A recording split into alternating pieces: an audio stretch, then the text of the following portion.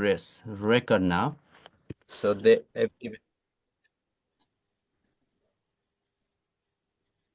great. Once again, I'll request all the participants to stay muted unless you've been asked to unmute and speak.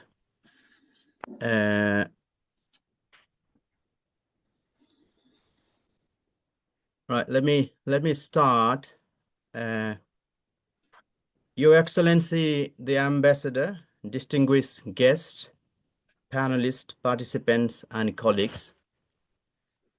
Welcome to this second webinar of the Nepal Dialogue UK organized by Center for Nepal Studies UK. My name is Krishna Adhikari. I'm the convener of the webinar series. I will be moderating today's session. Our team in the Nepal Dialogue UK includes Naresh Khapangi Magar, who is a co-convener. Lokendra Dhakal is the Executive Director of Center for Nepal Studies UK, Dr. Sangeeta Shrestha, Media Coordinator, and member Dr. Susma Basnet. And we have got our Center for Nepal Studies bigger team as well. Today, we will be briefly remembering Dr. Chandra Lagzamba as we had his 4th death anniversary last week. And our guest of honor, His Excellency Chandra Kumar Khimire, Nepalese ambassador to the UK, will be giving introductory remarks. And he's not a panelist today, and there won't be any question directed to him. Then we will start our panel discussion. Let me bring you a small file here.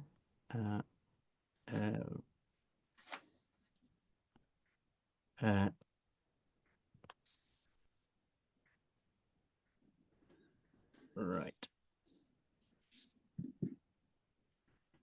I hope my screen is shared. Can somebody confirm? Say yes. Yes. Yes, sir. Great. Thank you. Right. Center for Nepal Studies UK established in 2007, and Dr. Chandra Lagzamba was a founder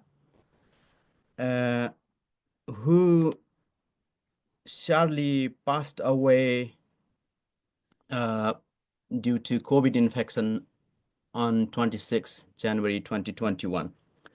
He was a retired Gurkha soldier himself and academics, lastly serving as a professor at Nepal Open University, Kathmandu. To commemorate his life and celebrate his contributions, we have published a book called From Taplejung to Oxford, The Multidimensional Life and Writings of Dr. Chandra Kumar Lagzamba. Many of you who are in Gurkha services and campaigns might recognize that Chandra has made a great contribution to this field, and he participated in many of the dialogues between Nepal, Britain, and Gurkhas, the tripartite committees and technical committees. To mark his 4th anniversary, Punyatithi, of his passing away, we are making this, his book, the book published on him. We're making this open access. So I would like to request our guest of honor, His Excellency Ambassador, to kindly make this book publicly available by pasting the link to the chat room. Sangeeta ji also will be helping. So you will be able to download the book and use it. Thank you. With this, let me stop the sharing. This is our honor to have the newly appointed Nepali ambassador to the UK, His Excellency Chandra Kumar Khimire, as our guest of honor. And thank you for helping us to bring this book to the public.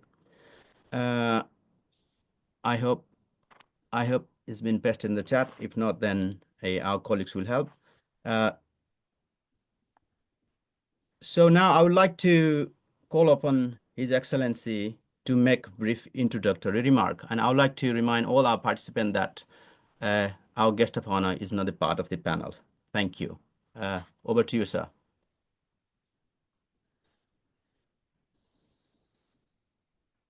Right, you need to unmute. I think it's muted.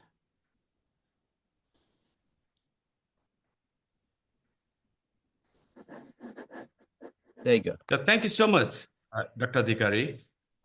Let me start my opening statement. First, I would like to address some distinguished participants. MP Ms. Alex Becker, Councillor Mr. Alex Crawford, distinguished panelists, dear participants, good morning and namaste. It is a profound privilege to participate in this timely and very significant discussion organized by the Center for Nepali Studies, UK, today, this morning. Without further ado, I would like to extend my heartfelt gratitude to the organizers, particularly to Mr. Krishna Adhikari, for their unwavering commitment to coordinating this monthly dialogue series by inviting the stakeholders and prominent figures from the relevant sectors. This history of bravery, commitment, and sacrifice would be incomplete without acknowledging the contributions of the Gurkhas. Their legacy is etched in history, having made indelible marks during critical moments when the global order faced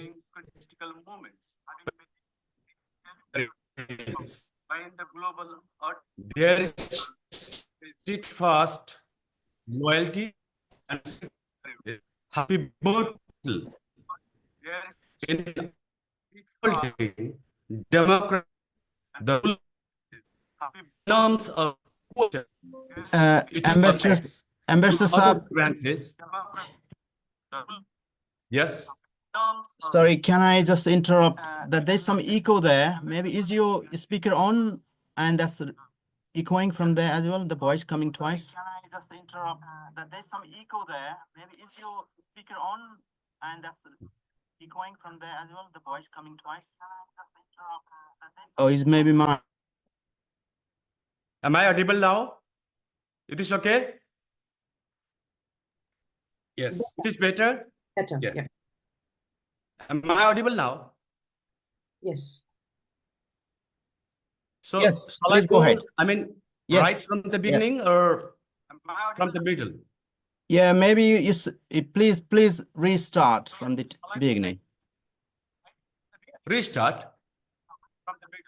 So let me start once again. Please restart. MP Miss Alex Baker, Councillor Mr. Alex Crawford, distinguished panelists, dear participants, good morning and participate in this timely and very significant discussion organized by the Center for Nepal Studies, UK today.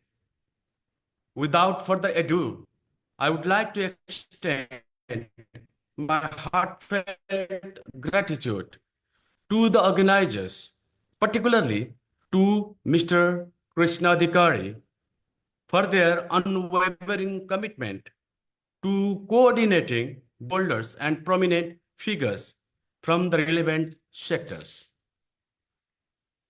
The history of bravery, commitment, and sacrifice would be incomplete without acknowledging the contributions of the Gurkhas.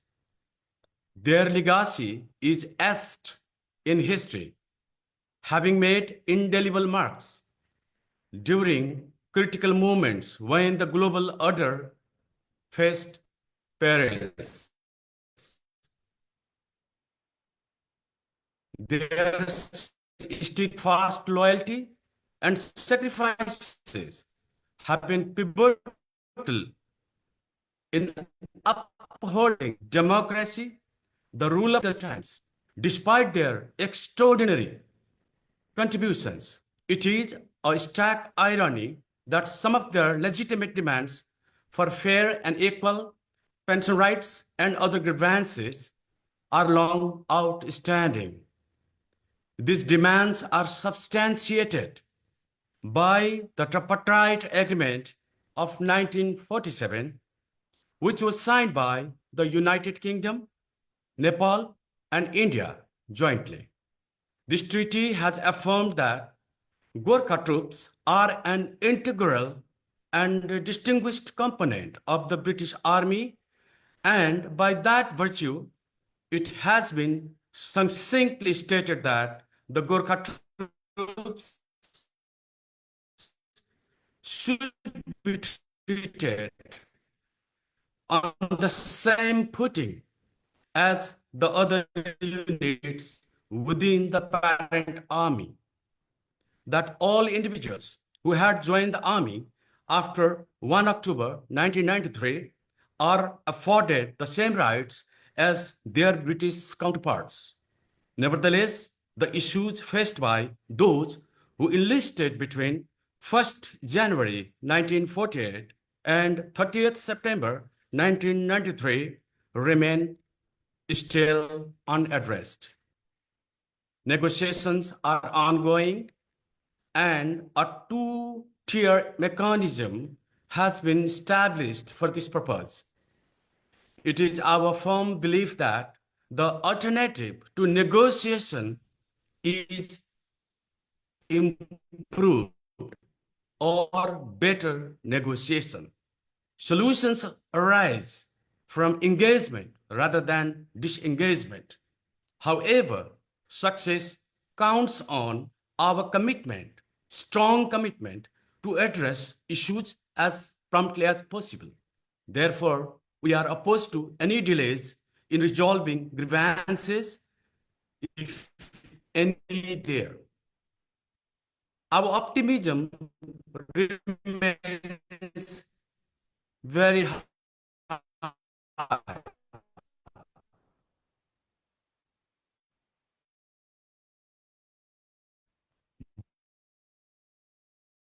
Bolstered by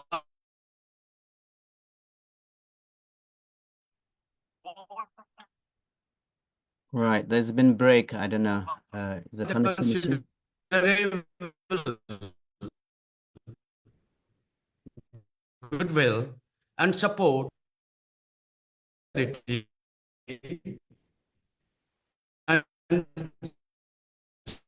generosity to ensure that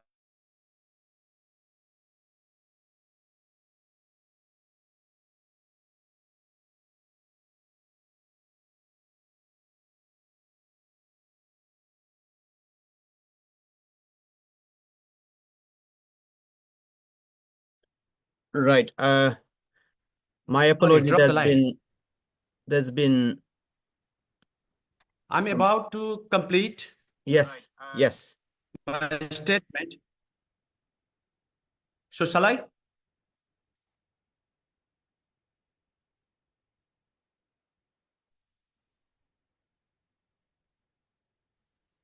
Yeah, please go ahead. Yeah. So thank you so much, madam. Let us all collaborate with utmost sincerity and generosity to ensure that the earliest can be harvested in the need. My heartfelt wishes for the success of this webinar. Additionally, I'm hopeful that the discussion will offer a more favorable environment for negotiators so as to pave the way for a meaningful breakthrough. Thank you very much. Here I conclude. Pave the way for a meaningful breakthrough. Thank you very much. Thank you, Your Excellency. despite a little bit technical glitches here, thank you for the substantial. Right. Technical glitches here. Thank you for.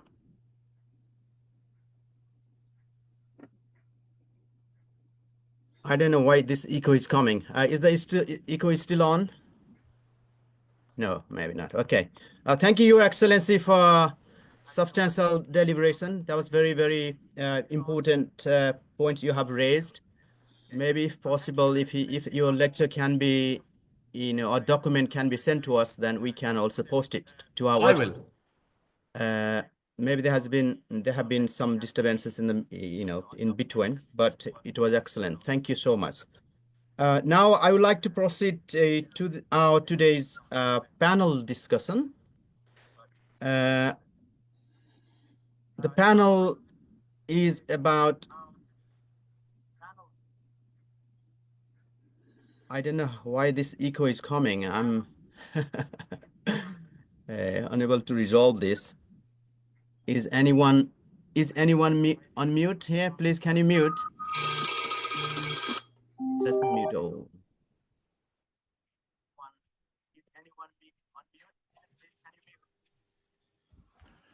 So I think the answer may be that everyone has to mute, otherwise these echoes occur. Yeah. I have used this mute all, but I don't want to lose time. Or Okay. maybe, or Dr. Krishna, maybe somebody is using two appliances like mobile and laptop. Looks like some.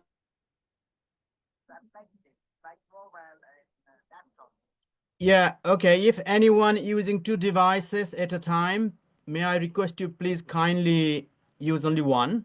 Stay muted all the time and never unmute unless you have been requested. Thank you. Let me now proceed to our panel discussion. I can hear a little bit echo, but I'm unable to resolve this, but I hope it's not very disturbing. The panel today we're discussing is resolving ex-Gurkha grievances, progress and possibilities. We have lined up for excellent panelists. Please note this is not a debate, nor is this a hard talk. This is also not a panel designed to represent different Gurkhas or political groups. This is a part of a small academic exercise, but today concentrating on practical issue concerning the ex-Gurkhas, thus Nepal and the UK. The aim is to keep all concerned individuals and institutions informed of the issues, progresses, and do some thinking on what can be done to resolve the grave issues facing the Gurkhas. This is a very brief discussion, and we might not be able to discuss all the issues concerning the ex-Gurkhas. And our format is our panelists will be making initial statements, presentation not exceeding for 5 minutes. Participants, please stay muted all the time. Please put your questions via chat room only. Keep them brief. Please indicate which of our panelists is your question directed. Please note we will do our best to discuss your question, but it may not be possible to deal with all the questions, comments. We may take them in a more representative collective basis. I have also made our panelists aware and asked them to be flexible in terms of time. If there is a huge interest, maybe we might extend this discussion by 15 minutes, but our aim is to complete it by 30 if possible. Let me introduce our panelists today. Alex Baker, MP from Aldershot, the town which is the home of the largest number of Nepalese in the UK. And in a sense, the cultural capital of Nepal in the UK, because it hosts all the Buddhist and Hindu shrines, and we can find all cultural elements in Aldershot.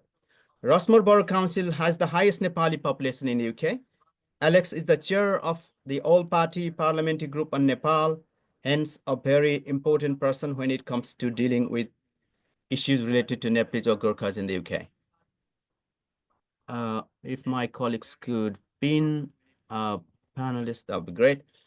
Thank you. And we have got Alex Crawford, who is our long-term friend, and he's a councillor of Aldershot North Division, Hampshire, County Councillor, Wellington Ward, based in Aldershot, and is in Rossmore Borough Council. He's the founder of We Love the Gurkhas group, and We Love the Gurkhas page on Facebook, which has a huge number of following. I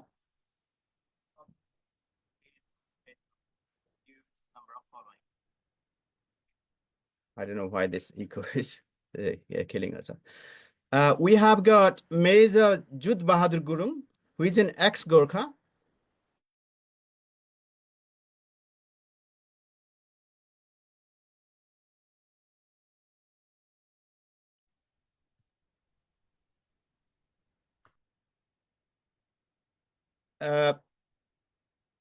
And has been working as a negotiator on the British Gurkha case, also acting as the secretariat of the Gurkhas. He has taken part in all meetings between the UK and Nepal government on the ex-Gurkha issues.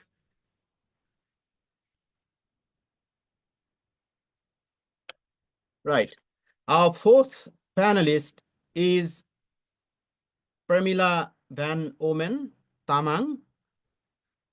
She is the director of Gurkha Equal Rights, a civil society organization. She is a PhD scholar and previously served in the Britain Nepal Academic Council as its member in the executive committee. I welcome all four panelists, and I will ask our panelists to make brief remarks. I will be calling each one of them myself. And please make very brief, but do not exceed more than 5 minutes. So we have first panelist, Pramila. Thanks to our ambassador's presentation, which shares background about the Gurkha issues. And Pramila would be giving brief overview about the grievances. She has a PowerPoint. Let me share them. I hope I will be. Or maybe shall I ask? Parmilaji, can I ask you to share it from your end? Is it possible?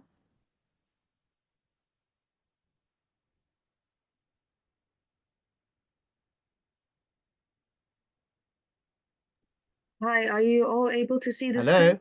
Yes, can you see the screen? Have I done the screen sharing? Yes, yes.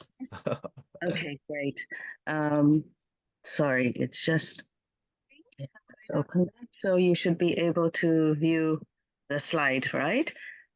Okay. Sorry. Is that better? Yes, I can see that. Okay, great. Good morning, everyone. I'm just here to give a brief overview of what the issues are and the background of the grievances. Any questions can be put forward in the chat later on. So this is just a brief Gurkha case overview. And as His Excellency, the Ambassador, has said, our issue stems also from looking at the tripartite agreement and, where it says in all matters of promotion, welfare, and other facilities, Gurkha troops should be treated on the same footing as other units in the parent army. Now, why this agreement, which some people may not be familiar with, is important is because this was, the formation of the Gurkhas came through a diplomatic treaty. And so it is because that the formation of the Gurkhas are through this way that the Gurkhas are seeking political solutions. Now, there have been over 34 years of Gurkha justice campaigns, There's been 2 hunger strikes and also a pending case at Nepal Supreme Court at the moment by a Gurkha group to pause British Gurkha recruitment unless the pension issue is resolved. Now, what are the grievances is what I will briefly go through. So some of the grievances that you can see are not just all about pensions. There is, number one, the pension disparity, where Gurkhas who served between 1948 and 1993 receive significantly lower pensions. There's also the unequal costs of living and pay during their service. So on average, Gurkhas were paid 16 times less than their British counterparts. There is the gender discrimination. Widows of Gurkha veterans do not receive the same pensions as British widows, and unequal rewards for facing unequal danger. So basically, Gurkhas fighting the same wars were paying much less. There is also the issue of NI contributions. Gurkhas were provided with dummy national insurance numbers and also paid tax during service in the UK. But because of these mix-ups, these has created complications in calculations, as well as the feeling that paying tax should make them eligible for British state pension. There's also the issue of unfair redundancies. You know, Gurkhas, for example, those who were used to quell the Malaysian insurgents and fighting wars were sent back home without any compensation or pensions.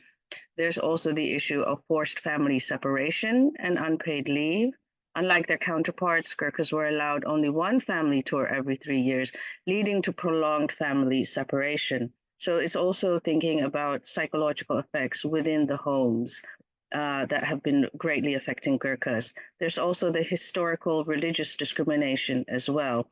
Restrictions on marriage. Gurkhas were not allowed to marry non-Nepalis, or they could be kicked out the army, and forced participation in Hindu rituals. Some were also dismissed due to conversion to Christianity. This also leads to thinking through racial discrimination. Gurkhas were forbidden to marry non-Nepalis, or they'd be automatically dismissed from army service.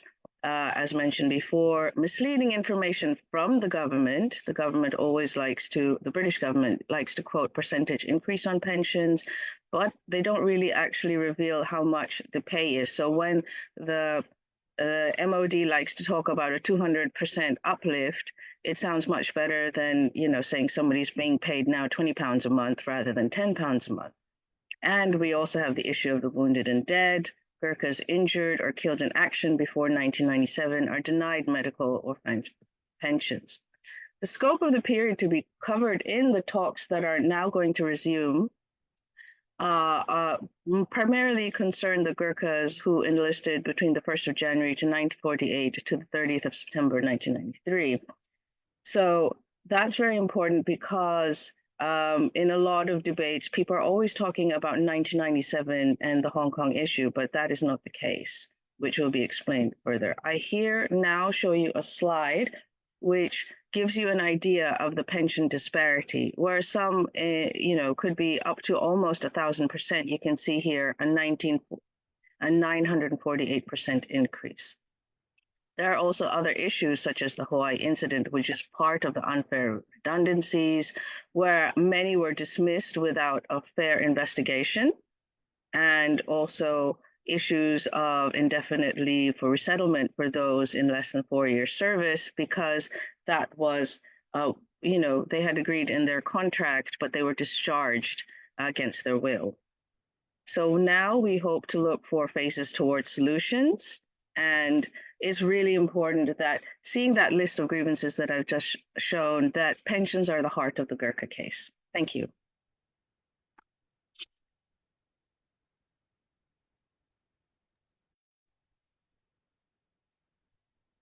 Dr. Krishna, sorry, you are mute. Can we ask? Can we ask the question now or later? No, please. You need to type your questions in the chat room. But I would like to have all the panelists finish their initial remarks, and then we'll take questions and discuss them. So now I would like to request Alex Crawford to briefly present about the context for and contributions of, We Love the Gurkhas, some observations on it. Thank you. Thank you very much, Krishna. I have to say that I came to the Gurkha issue by chance about 20 years ago when I was an employment advisor at Citizens Advice Bureau in Aldershot. And Gurkha Gyan Sherchan came to see me, and he had 29 years service, but he was being paid a pension that was only worth about 7 years pension of the British equivalent rank. And of course, that was completely unacceptable. But despite all going through all the official procedures, we were hardly able to make any improvement. There was some small improvement, but nothing significant really. So at that point, I began to be involved through the Labour Party with our parliamentary candidate, and we did a petition around Aldershot Garrison. Hundreds of homes around there with troops from all parts of the country, all parts of the Commonwealth, and everyone signed the petition calling for equal pensions for the Gurkhas. The petition went national, and we then, at the Labour Party conference, presented it to the then Veterans Minister, Derek Twigg. That didn't work. We got batted back on that. And then I joined the Gurkha Justice campaign, which was being led by Peter Carroll from Kent. And eventually that was headed up by Joanna Lumley, which succeeded in getting the vote through Parliament for Gurkha settlement rights in May 2009. So at that point, Gurkha veterans and their families started to arrive in Aldershot and Farnborough, where now, as you pointed out, about 12% of the population are now Nepali, and it is the largest concentration of Nepalis in the UK. As it happened, in 2012, I was Mayor of Rushmore, and I had the support of the British Gurkha Welfare Society, led by Tikendra Dewan, and I had as one of my charities, Nepalese Help, set up to assist Gurkha veterans to settle in our area. At that point, I founded We Love the Gurkhas to ask people to welcome Gurkha veterans into our area. We also wanted the British government to give proper resources to provide the services that everyone requires, including what is needed for Gurkha veterans to live in dignity and peace in their retirement. I was fortunate enough to help the late Dr. Chandra Laxamba of the Centre of Nepal Studies, who produced sound data about Gurkha veterans and their rights to equal pensions and the other rights that we've heard from about this morning. We went to London, we briefed Kevin Jones, who's now Lord Beamish, who was then Shadow Minister for the Armed Forces, and he has always expressed interest in Gurkha issues. Over the past 20 years, through the Labour Party, I've continued to work for the equality that Gurkhas deserve. So finally, last year, I was delighted to play a part in the successful campaign to elect Alex Baker, our wonderful local Member of Parliament, from whom we will hear this morning. Thank you very much indeed. Thank you, Alex. May I now request Juda Bahadur ji to reflect on the progresses, particularly about reflecting on the ongoing negotiations between UK and Nepal government, including the Gurkhas representation. Thank you. Thank you very much, Krishna ji, and good morning to everybody. I will just be delving on the actual negotiation progress or non-progress, whatever you might want to call it. And we'll just go back to the 8th of September 2021, when a meeting was convened by the then ambassador, Lokdarshan Regmi, in the presence of Ben Wallace and Leo Doherty, who of course was the Defense Minister and Veteran Minister. And during that meeting, the Nepalese ambassador said in his speech that the talks will start December 2021 and will conclude by March 2022. He also said that we need to bring every single issue on the table so that there will be no more strikes. He also said that there will be give or take. But now, nearly 3.5 years later, we're moving at a snail's pace. MOD is actually providing talk dates after only repeated requests at very short notice. In fact, some agendas are only provided to us on the actual day, and some we had to go on TV before we can get any response. And the interval between talks were long delayed, and thus the time now. And of course, there was a couple where the death of the Her Majesty the Queen, and also the change of the Nepalese ambassadors. But the main issue was that the MOD could have done better, in my opinion. Now, the G2G talks needs to be resolved at the earliest at the dignity of the ex-British Gurkhas. They have suffered at the hands of the British government, notably MOD. So far, we've had 4 bilateral talks, and but out of those, we also had 4 home talks with the home ministers on immigration, which is also a very important issue.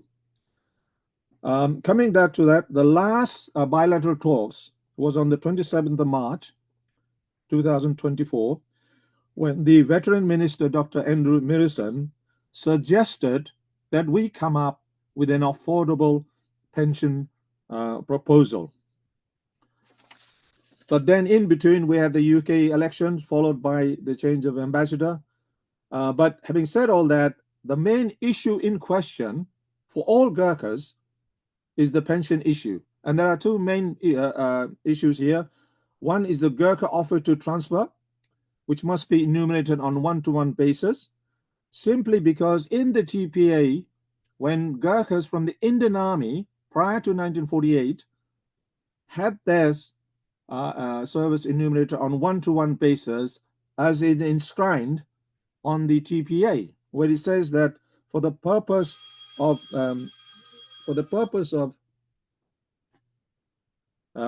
pension and gratuity, that it should be enumerated on one-to-one basis. And there is also the Gurkha pension schemes, which also includes pension, redundancies, goodwill payments, state pension, among others. In 2000, Sir John Speller reviewed the Gurkha pension scheme after the death of Sergeant Balaram Rai and Lieutenant Gareth Evans by the same bomb.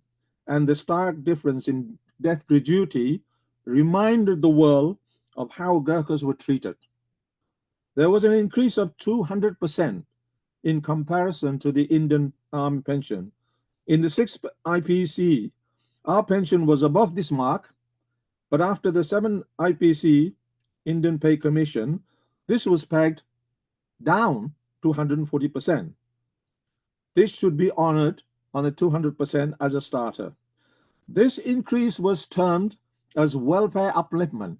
So therefore, we should not be saying about retrospective and all that, because there is a solution in that we can solve within our calling it a different name.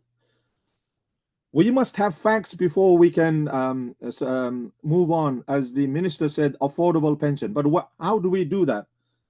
So, and the other thing is that when Derek Twigg, nothing changed in 1997, as has been mentioned by Premila, because... Minister, sorry to interrupt. Can I ask you to wrap up in 1 minute? Maybe I thought you would say something about the negotiation, if any progresses, but we can discuss more in the question and answer as well. Yeah. So therefore, what we need to do now is that we will be asking MOD for facts, some facts, and after that facts, we believe that the actual pension liability is not into billions. It is a manageable amount, and once we have that figure, it is also a decreasing liability, and hence this should be a political and diplomatic solution rather than go on about courts and of course a retrospective. But retrospective has already been done in 2000 anyway. So our request is that we should find a solution within a step period so that we can now put this to bed permanently. Thank you. Thank you, Major Judah. Now, I would like to request Alex Baker to give general observations and also on taking role of the chair of the all-party parliamentary group on Nepal, because he represents the largest number of the ex-Gurkha constituents. Her observation on the issue. Thank you. Thank you. Namaste. It's great to be with you this morning. Firstly, can I say to Your Excellency, welcome to the UK. It's fantastic to have you with us, and I'm really looking forward to working with you in the years ahead. Also, thank you to the Centre for Nepal Studies for inviting me. Can I also start by saying a huge thank you to both Major Judd and to Kendra Duran, who have been counsel to me through these issues, and I have got so much from their advice and their time they've given me to get me up to speed with the issues, alongside Alex Crawford, who has played a huge role in flying the flag for these issues for many years, and he again has been a huge help to me in getting up to speed. I'm incredibly proud to be the chair of the all-party parliamentary group for Nepal. I think it is really important that we have the strongest possible APPG to support, obviously, the issues we've talked about already today. I spent the day last week with the Queen's Own Gurkha Brigade in Aldershot, learning all about logistics. And, it was clear from that day I spent with the brigade, how, what an important role they play within the British Army. And I think, arguably a more and more important role, particularly in the world, the dangerous place the world is as we stand. I think, for me, the case is clear. And I think you as a community have done a great job in getting to a point where you have a very clear argument set out on paper that obviously is absolutely key to the negotiations. Obviously, talks have not been happening, and we've had a change of government. There's been a lot going on, and obviously also the change of the ambassador. So it's really great now that actually we can push forward, and I'm hoping that the official talks will start up quite quickly now. I think for me there is a really important part of this is building a public campaign alongside the official talks. And so one of the things that I want to do is to tell the story of Gurkha veterans and the implications that these, the pensions and all the issues we've talked about had on your lives. Those are the story. Those are the stories that we need to tell.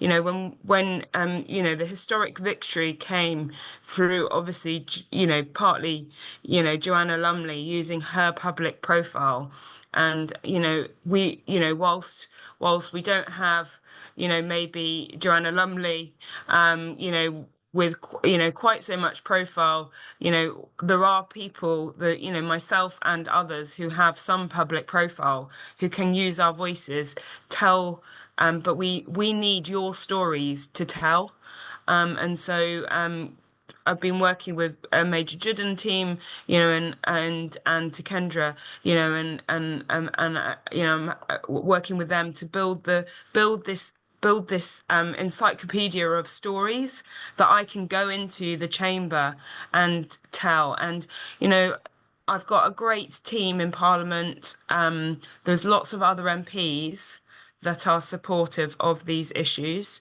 and I am working with them.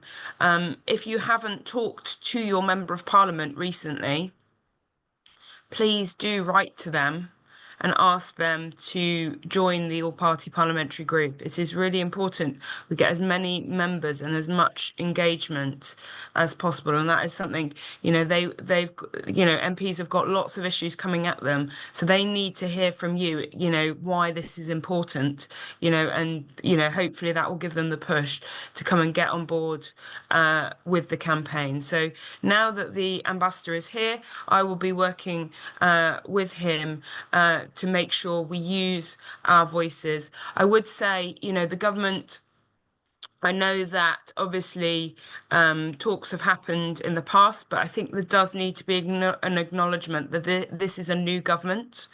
And, whilst I know that you want to make progress quickly, this new government is, it takes time for a new government to settle in. You will have a new ministerial team.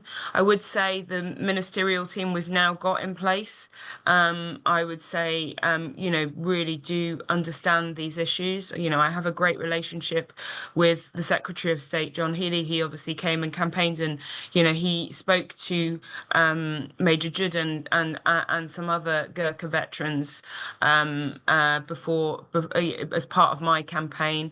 We've also got Minister Al Khans, who obviously served himself. He again really understands the role the Gurkhas have played within the army. So I think he will be an ally, but this government has got some real challenges, a huge black hole that and I'm not saying that is going to stop us making progress, but it is something that will slow us down. Obviously, the department at the moment has got the SDR, the defence review happening. That is going to be a big thing, and we've got the comprehensive spending review coming up. So the government is really trying to work out what money it needs to spend. I will be writing to the Secretary of State because obviously the comprehensive spending review is an opportunity for the government to allocate money. So I will be writing as the chair of the APPG in the next couple of weeks to the Secretary of State to make the case why money should be allocated, because they are allocating money for this right now. But I would say my last point. I know that you guys have got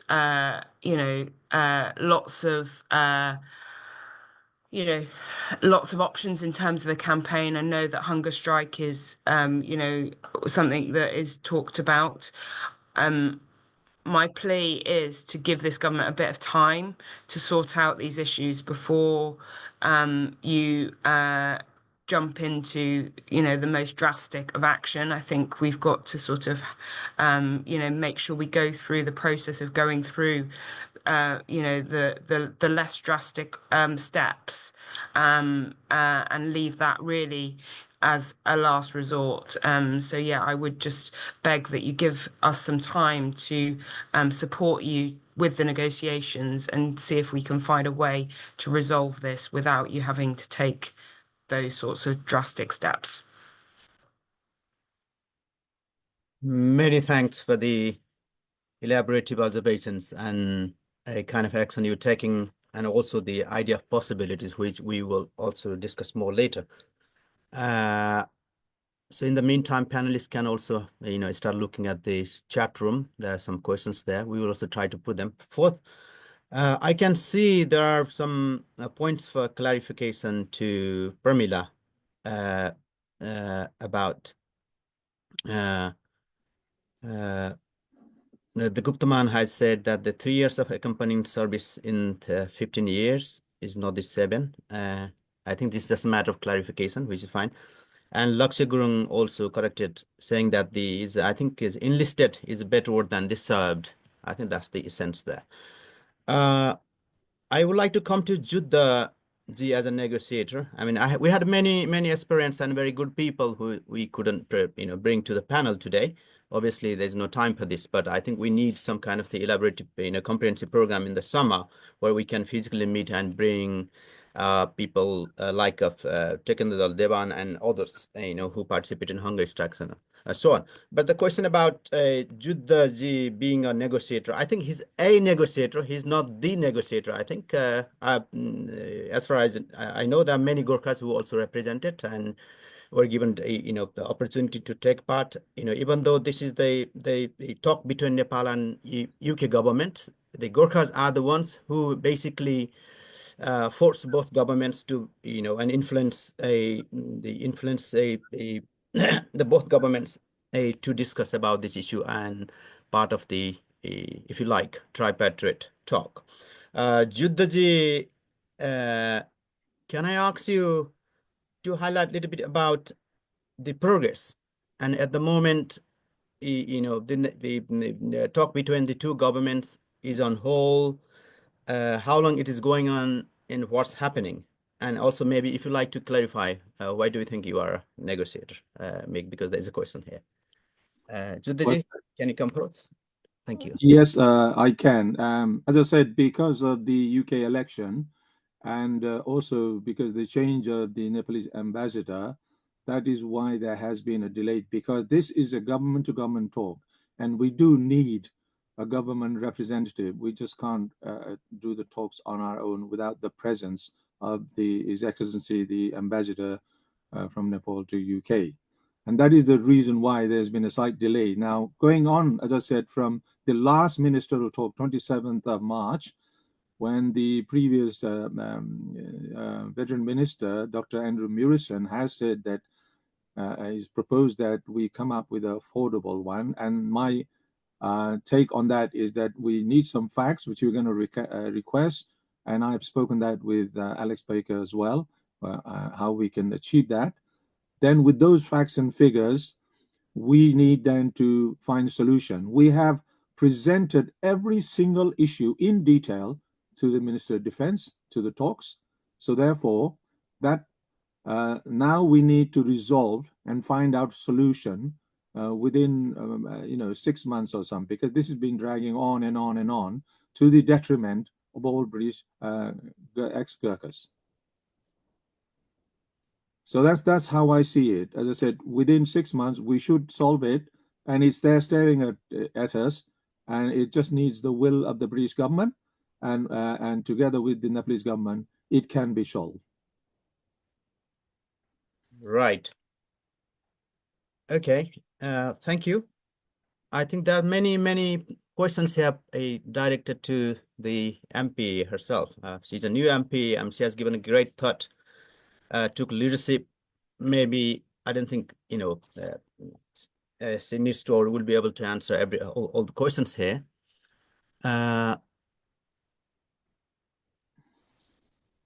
point about contention. The last time I met the previous ambassador, Gurkhas have pursued various avenues. They've been to the court, and they pushed through the street, and diplomatic solution is what everyone is looking forward. But it is taking so long time. Is the British government taking this, somehow the strategy of appeasement, delaying, and there are most suffering Gurkha classes here. If you like, the 1960s, people who were engaged in the Borneo and East Asia, who got nothing and were made to leave service without any reward or pension. And we can see that the large number of these elderly Gurkhas are dying every day. So what can we do basically to expedite these processes? Is anything happening here, or it is not? In one sense, it may be a matter of money and compensation or recognition. On the other, it can be a matter of dignity and equality. But is there any meeting point here? Anybody in the panel can give their views, but Major, you have been, in the negotiations. That what are the contentions there? Can you briefly summarize maybe in one line? And I would like, all the panelists to jump in at this point.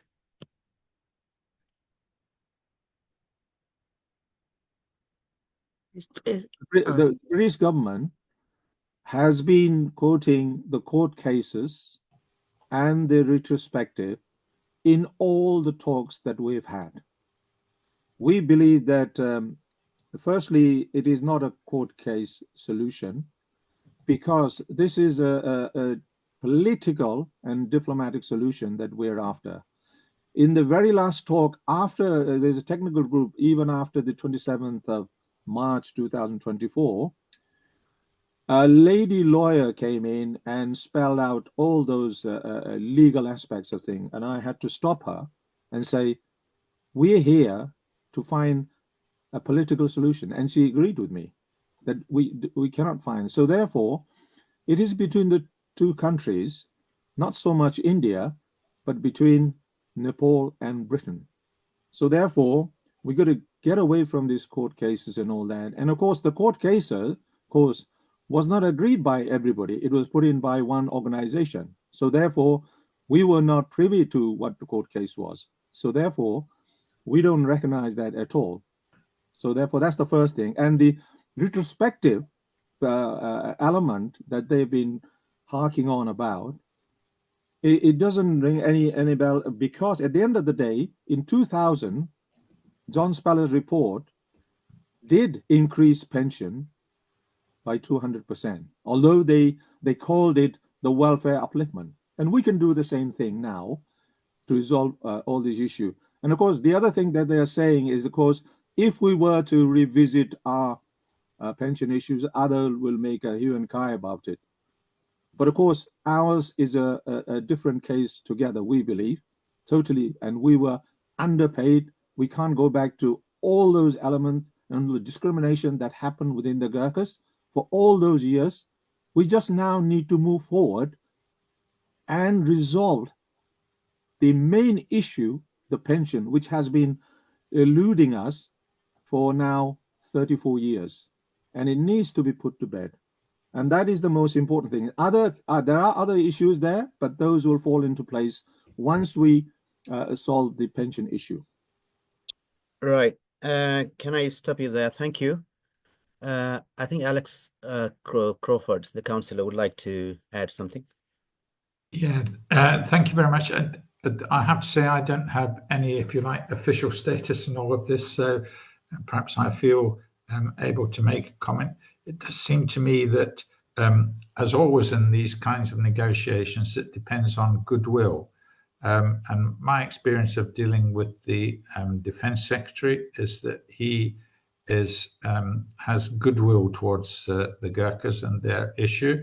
And so it does seem to me it depends a bit, as our MP Alex Baker was saying, is using the, if you like, the powers that she has through the all-party parliamentary group with her parliamentary colleagues to build on that goodwill and to bring things forward. And there doesn't seem to me any other way of doing politics other than that. I mean, I've been along this track for the last 20 years ago. I've always opposed anything resort to the courts and that kind of thing, because at the end of the day, when it comes to these things, it depends on how the respective parties get on when it comes to negotiations, and that's how I would see it.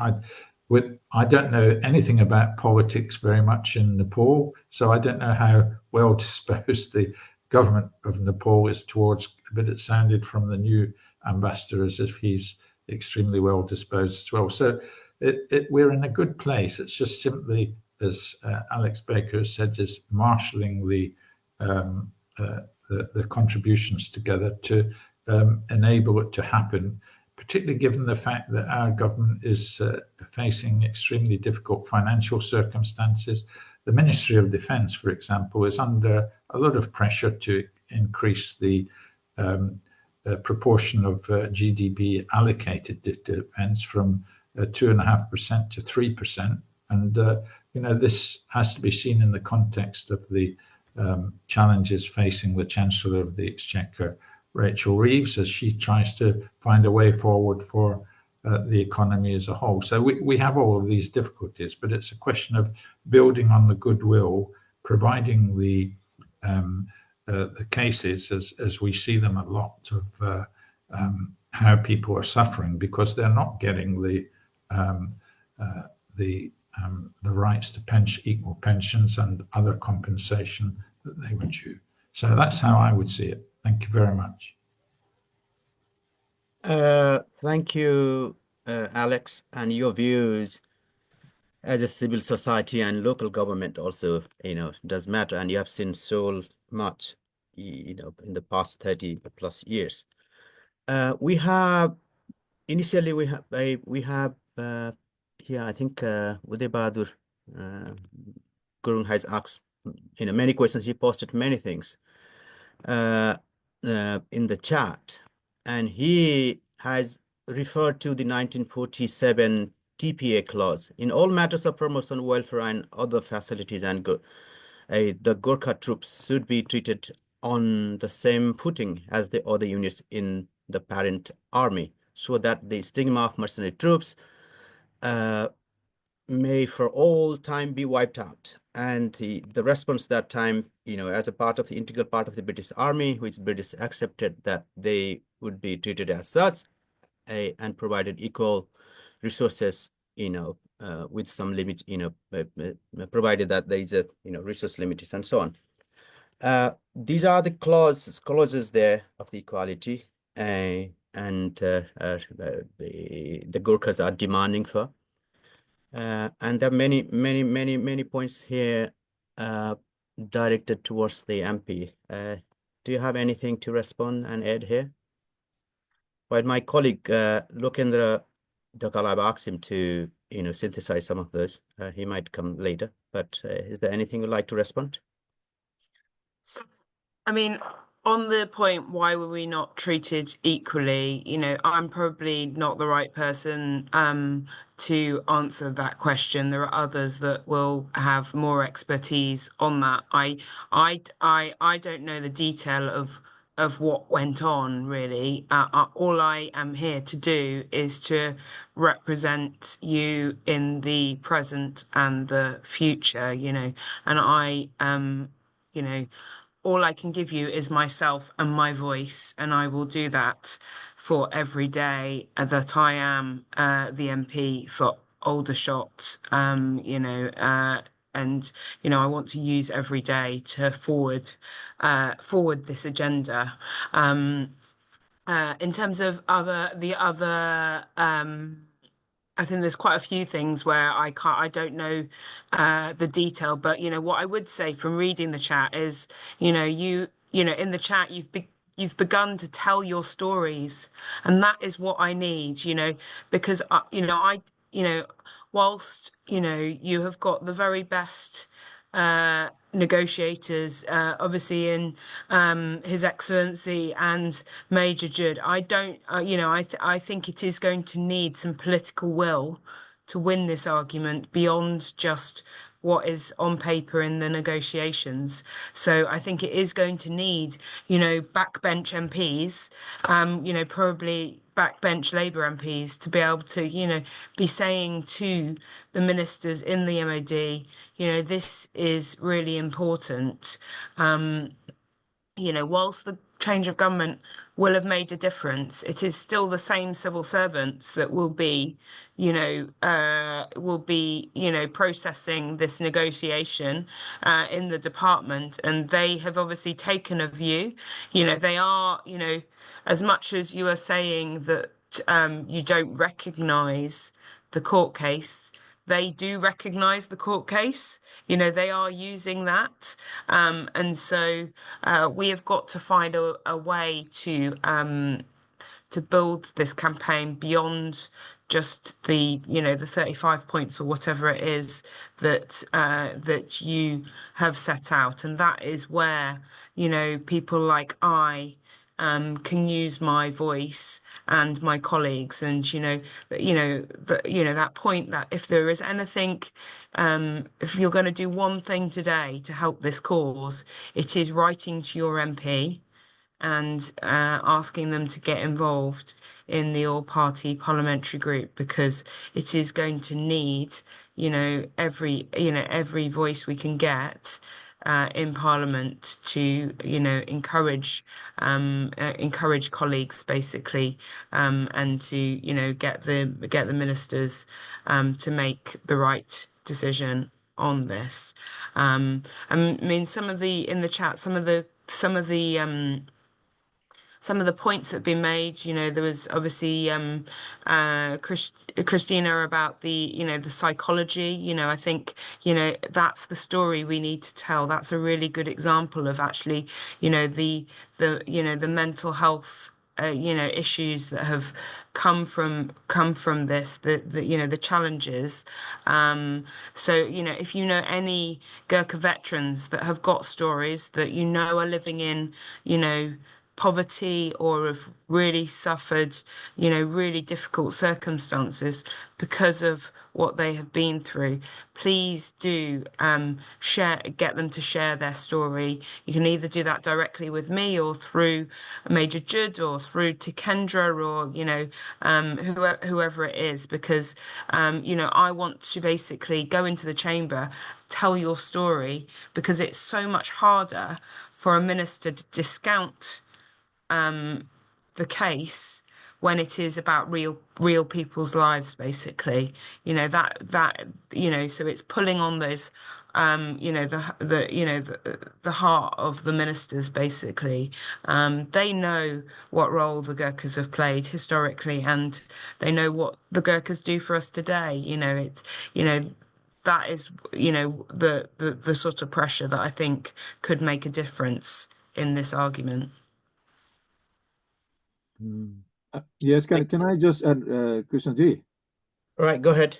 I totally agree with Alex Baker there, and that is one of the things we are now setting out to do. That firstly, we need to target all members of the all parliamentary party group and brief them, as we have briefed a couple of the members, and then get them on board, and then to expand to all other members of parliament, especially where there are Gurkhas, and that will be the impetus to go on. Now, the other thing is, of course, with the Nepalese government, we are talking, and as you mentioned in one of those talks, we want the foreign minister's involvement, and we're actively talking to her and she has indicated that she will get involved, and it has to be a foreign body, because MOD is like an internal discussion rather than diplomatic and political. And unless we get the ambassador involved, and within her, she will then delegate. One at the moment is the ambassador, but if there are others involved, and the other thing is, of course, there is an all-party parliamentary group in Nepal as well. Whether we link up with the all-party with Alex Baker and the other team, which I have mentioned to Alex in my brief to her, whether that might also help. So we need to get the two governments together and really get the core issue in, and how to resolve the whole thing once and for all. Right. Thank you, Major Saab. Parmilaji, would you Yes, like to add anything here? Yes, I'd just like to add on to what all panelists have talked about in this, in terms of thinking about goodwill, and what Krishnaji has also mentioned, that it seems like there's this tactic of appeasement, because for the past few years, since the second hunger strike, as an external observer, I have seen how different MPs from all different parties in the UK have all talked of this goodwill, and how Britain owes a huge debt to the Gurkhas, and yet these delays continue. Even the same MPs who talk about how wonderful it was for the 200 years of service that the Gurkhas have served the crown. At the same time, they say, no, but we can't delve into retrospective pensions. No, we can't do the court cases. And so it keeps going around in circles. And and as external observer, what I've seen is that, you know, these dialogues, as Major Judd has mentioned, could happen in a much shorter time. And what's happened is that often there's been actually a huge degree of unprofessionalism from the MOD, which feels to me as an external observer quite disrespectful both to Nepal's sovereignty and to the Gurkhas. Because, you know, at this level where it is bilateral talks, G2G meetings, you know, Gurkhas nor the Nepali embassy should not be given an agenda for what happens on the meeting on the day of the meeting, or should not be told the night before that there's a meeting the next day. And these kind of things have happened constantly, you know, which has given very little faith to Gurkhas that this talks will progress. And so we hope with the new government that there actually is going to be a degree of respect in the way the meetings are conducted and set out, that people shouldn't be going to the media, going to Sky News, and then the MOD suddenly gives a date for a meeting. You know, it should really, it shouldn't be like this on a professional level. Another thing I'd just like to add is some of the questions that people have been posing about, or maybe wondering about how the meetings are. I will put in the chat group, all the minutes of the meetings from the MOD are public, and I have posted them online. So I will post the link online for anybody who wants to be able to, you know, go through the nitty-gritty of what was said, who said what in what meeting. So these have always been public and transparent, as well as a newly updated report. So I'll put that in the chat for everybody, if anybody wants to download them or look at them. Can I just mention that I will pick up with the with the minister about just making sure that agendas are circulated, and you know that point. You know, I've got Minister Khan's is you know, a military man, and you know he has high expectations. So I will just convey to him, you know, how important it is that you know that the meetings are you know they're conducted with maximum respect, and you know he is a very respectful man himself, and I think he will completely get that. So I'm hoping that you will have a different approach moving forward. Thank you. We have various kind of questions related to inequalities or mistreatment in one way or other. I don't think we'll be able to take all those and respond on them, respond to them. We have already had a good remarks from the MP regarding how this, you know, Gurkha's voices could be heard better. What can each one of us could do, you know, collecting our stories and writing to our MPs and the, you know, the local councils, you know, for their support to raise the issue in the right places and amplify this. I think this relates to the question also asked by Bojraj, who is also ex-Gurkhas and also, you know, financial professional. He says that this has gone too far, too long, with too little results. It is because we haven't been able to pick the right people in right place. But what's going on? Are we able to make the government aware of the issue? And Laksha Gurung also and echoes to this one, this question. Can I come in? Can I come in? Yes.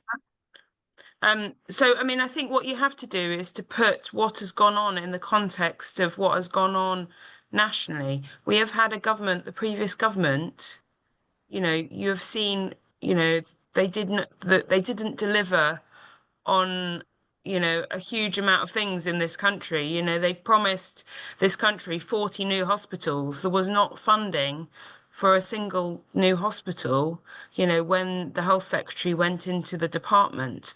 So, you know, unfortunately, we have had, you know, a situation where the previous government did not live up to any of its promises. And I think you have to put, you know, your negotiations into that context. Ultimately, you know, unfortunately, you were negotiating with a with a government that was, as far, from everything I can see, not a good faith partner. So, I think, we have to sort of draw a line under that. And, whilst we're not starting from scratch, I think, that was my point in my initial words, was that, we have to go into this,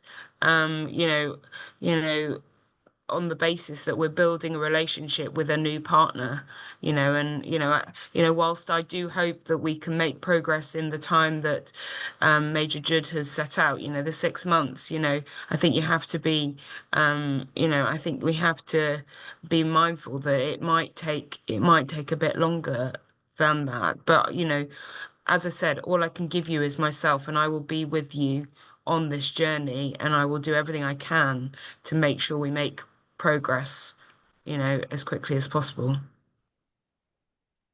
Thank you.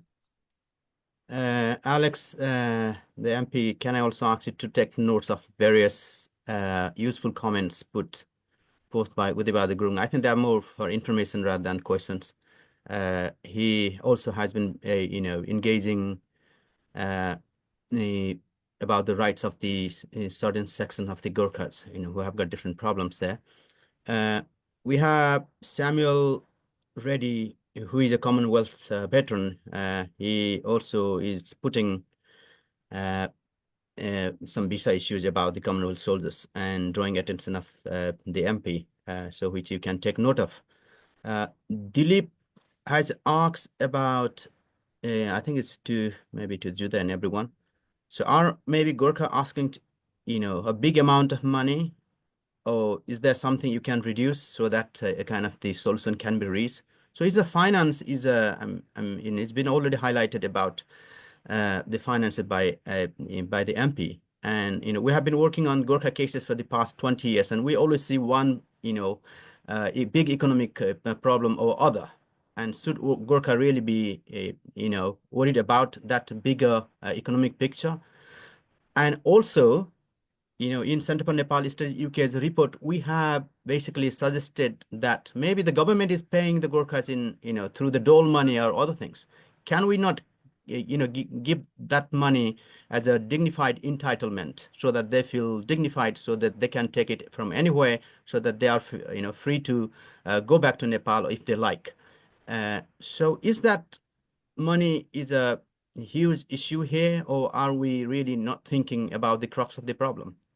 Does anybody like to add anything on? Yeah, can I jump in there, Yeah. Chris? Firstly, we have calculated some couple of years ago in my 2018 report to say that the cost of actually maintaining Gurkha's husband and wife, which runs to about £33,000 per year. And we said, rather than that, give them that dignity and give them the pension so they can go back to Nepal. They have a choice, because obviously they're going to stay here and they can't be away more than 28 days to have a claim to that. Now, they have said that is a different department. And this is where the issue is. MOD are saying that's a different department and we cannot do that. So that's where it's gone. The other thing about the pension and what it is obviously I've just mentioned on the 27th of March, the minister has said that the, suggest affordable, but what is affordable? And so therefore we need facts. That's what I'm saying now. What is the liability at the moment? And then the first shot has to come from MOD, obviously, because we don't know what it is, and that is where the negotiations start. But without giving us anything, some sort of a line to say, okay, we'll start negotiation on a figure and that sort of thing. Of course, Ben Wallace has said at the beginning there will be give or take. But unfortunately, they've been saying that because of the court cases, because of the retrospective, that they don't want to talk about pension at all. That's what's happening at the moment. And that needs to be stopped, and that needs to be moved forward. Okay. Right. Maybe I think the brief time we have, is that something, Alex, the MP, would like to add anything there? I've seen So, you. I mean, just on Major Judd's point, I am going to pick up with the MOD about, and this is a very classic government thing. The government departments work in silos, so they never actually talk to each other. And, Major Judd is absolutely right. If you add up the numbers, DWP but plus the MOD, actually probably adds up to more than just it would cost to just give the pension. I think this government, from what I've seen so far, we've had 7 months of this government, and they are doing more than ever to try and break down those silos.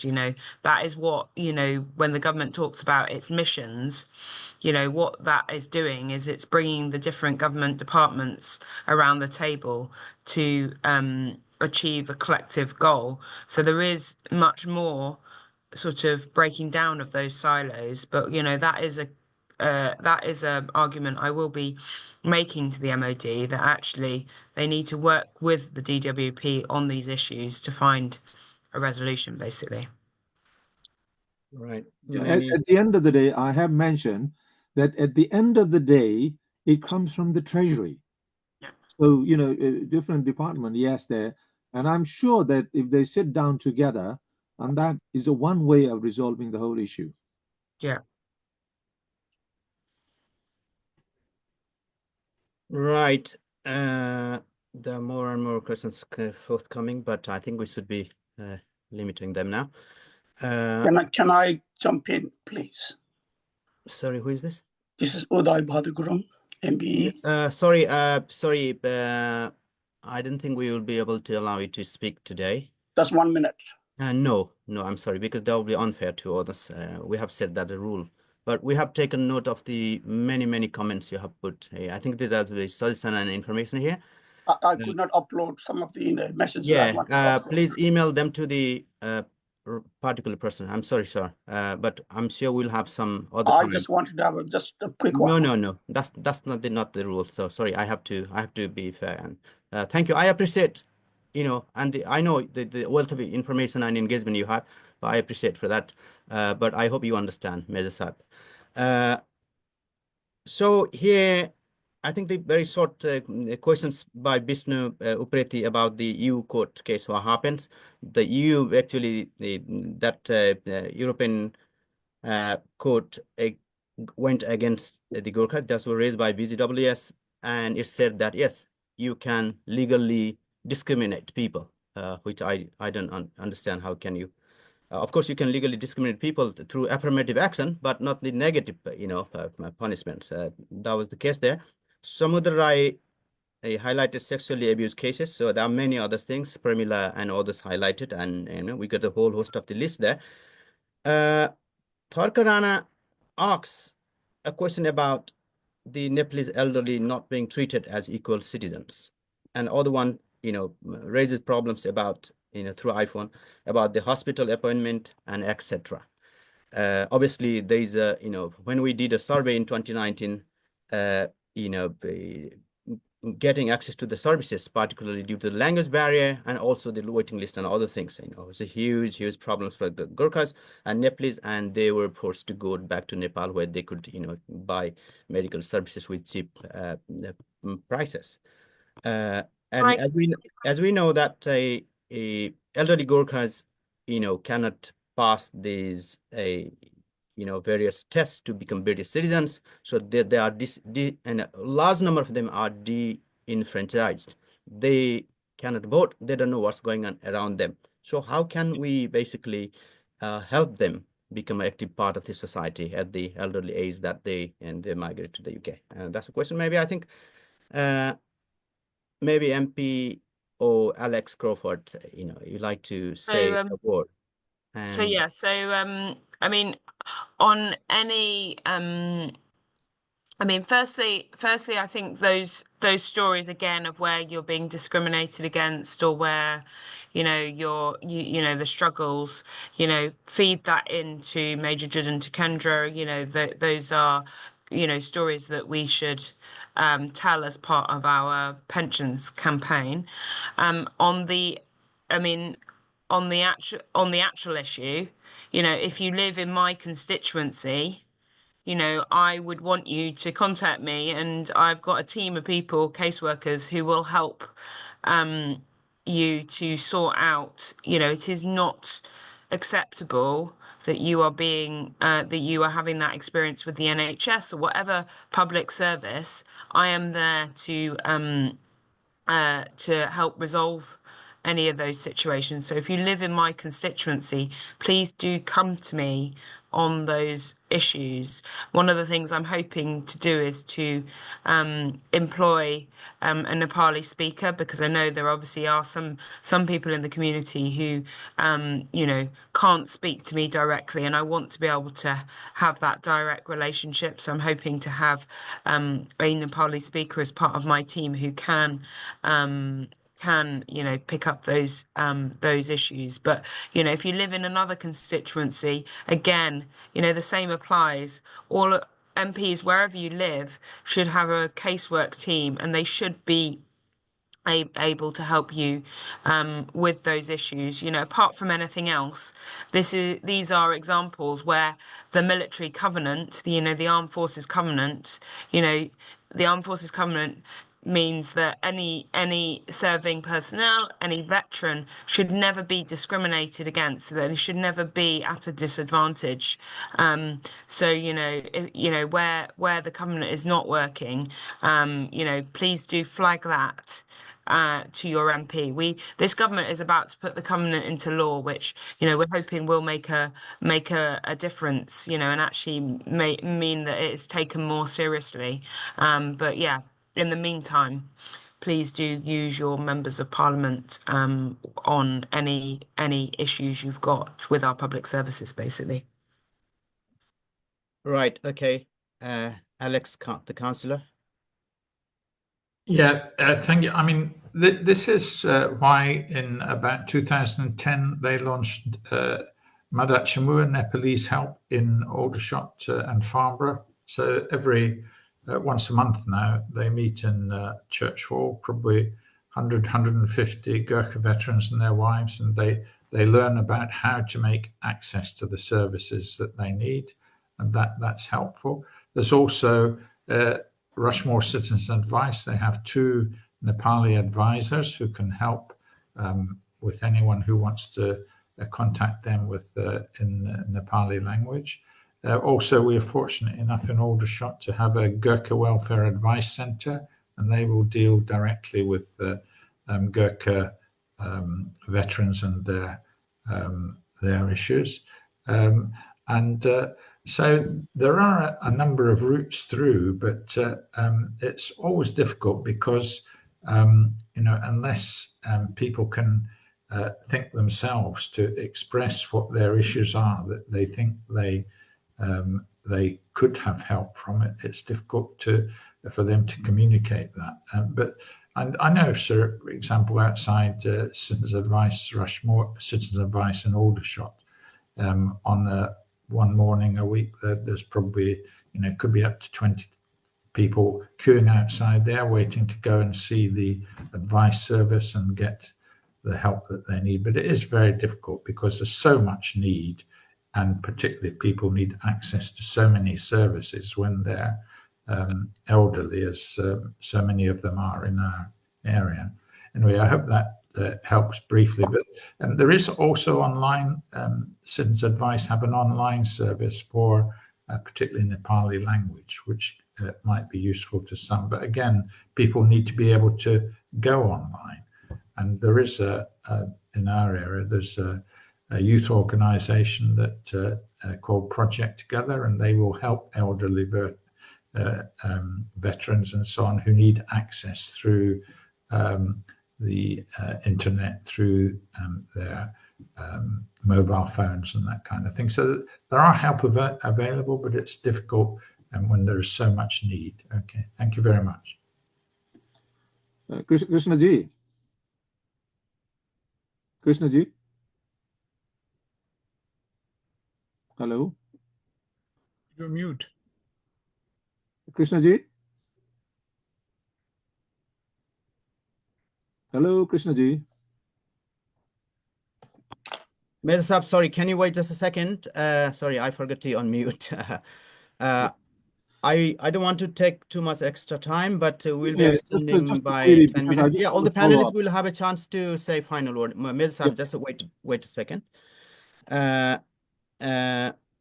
Center for Nepali Studies UK has published a Gurkha pension report, which is freely downloadable. It has a lot of analysis about the various types of inequalities and campaigns. But on top of this, in 2019, we were commissioned by SAFA, the Forces Charity, to conduct a study about the needs of the elderly Gurkhas who moved to the UK. So we have identified the best practices there. We have also highlighted the problems and issues that. So I'll be happy to email that to MP and whoever are interested. We have not made this public yet, but we are soon going to be made this available open access online. So these best practices can be replicated, to look after the welfare of the elderly Gurkhas who already are here. And Bose has given some suggestions about the, how the financial issue could be neutralized, by taking various strategies. While Chiranjeevi Paudel has asked about the UK government stand about Nepalese being retired in Nepal, the cost of living in Nepal being, smaller, and also Gurkhas getting immediate pension as opposed to the British soldiers. I think these are very technical things. The UK government's stance about Gurkhas being recruited in Nepal and retired in Nepal, I think no longer stands now because the Gurkhas have moved to the UK and face the same cost of living and the quality of life in being in UK. And also this argument about Gurkhas getting more than the Nepal Prime Minister is very, very insulting. But I don't think that's any new stand they're taking. Maybe they're taking something else. So I just wanted to flag that. And Samudra Rai also has asked the MP to take note of the sexually abused people. I think there are many, many big lists here, so to take note of. So can I now ask all our panelists to make final statement, maybe not exceeding 2 minutes, but if you can finish in 1 minute, that will be appreciated. And all other comments made here, we'll download and email them to our panelists. Maybe it's possible, can I ask our panelists to drop your email address to the chat so that people can take note of it and contact you. Thank you. So I will start from Major Judguru. Thank you. My short and sharp is that the two government needs to take this very, very seriously. And if this is taken very seriously on a political issue, it can be resolved. Otherwise, we'll be going on and on about it. And then with all those old people that are most affected will have died, and it will be not what we wanted from the beginning. So I request both the government to take this seriously and to resolve it once and for all. Thank you. Parmila?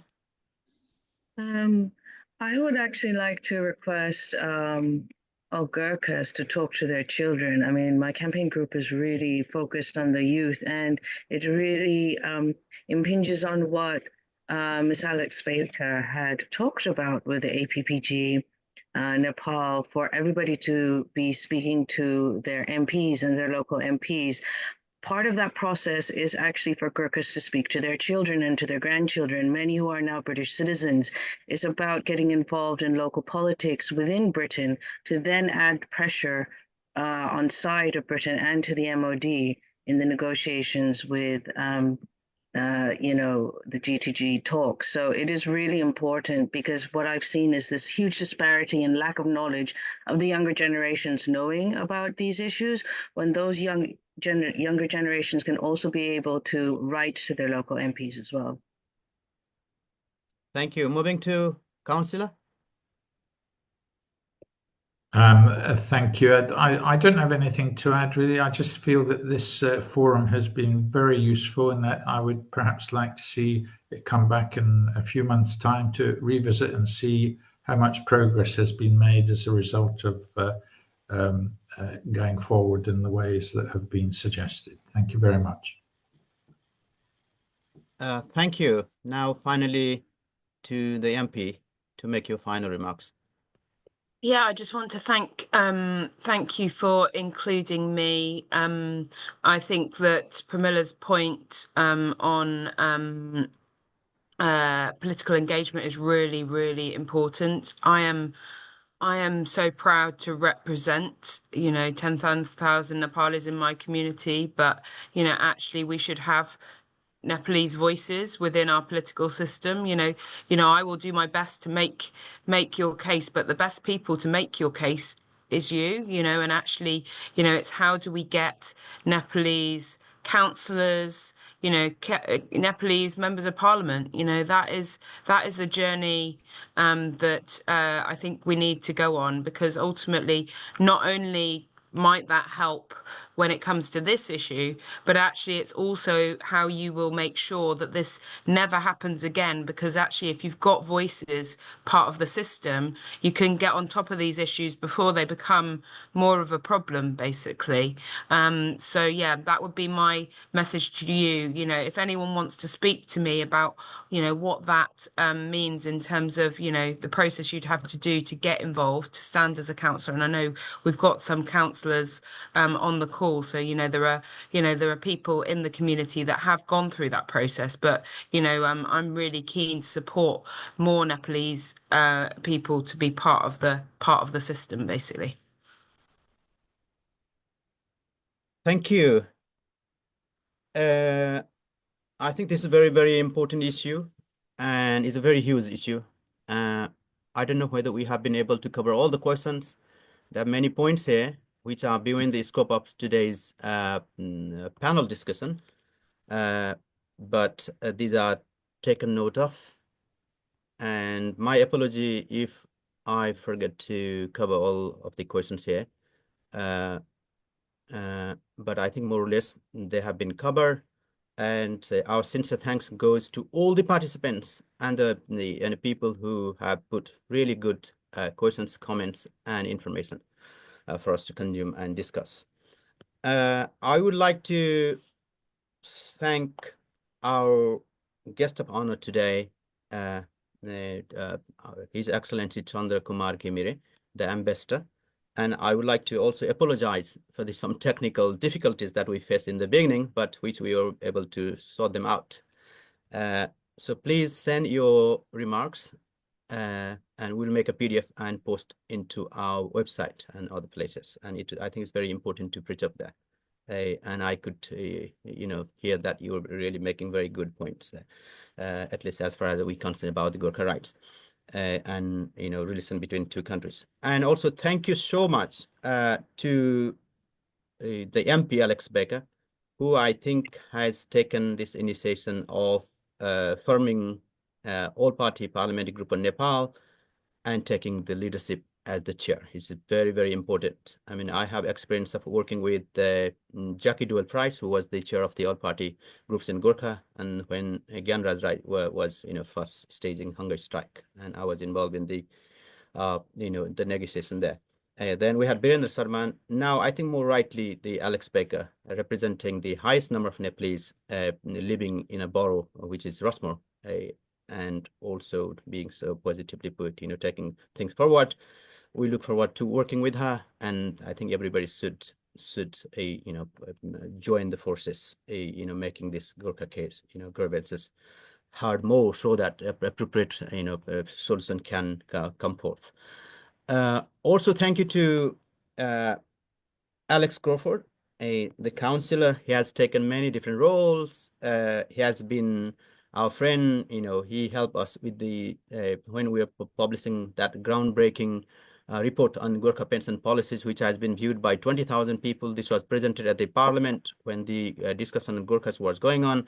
This was also submitted in the European Court as an evidence. So this is a very important document. So thank you, Alex, for being there as a friend of Nepal. And when we had a difficult time in Aldershot and those areas, he bravely put this. We love the Gurkhas group, and this has been remarkable. And anything you write about the history of Nepal, I think that comes to my mind.